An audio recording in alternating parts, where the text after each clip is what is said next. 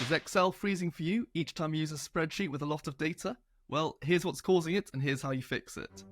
So your computer's thinking ability and horsepower is determined by something called the RAM, and it's the RAM which is the driving force behind formulas and calculations in Excel.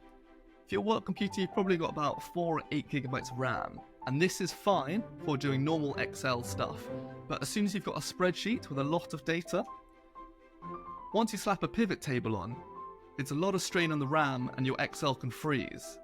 This is because, by default, Excel will automatically calculate and recalculate any formulas, like so. So to prevent this, you go to calculation options and you change it to manual. Now, when I make a change,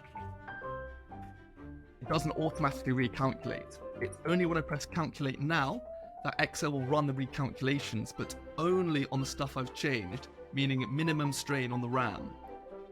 So one last thing I want to show you.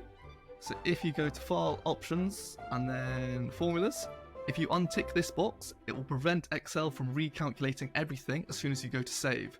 Nothing more devastating than your computer freezing as soon as you've completed your work.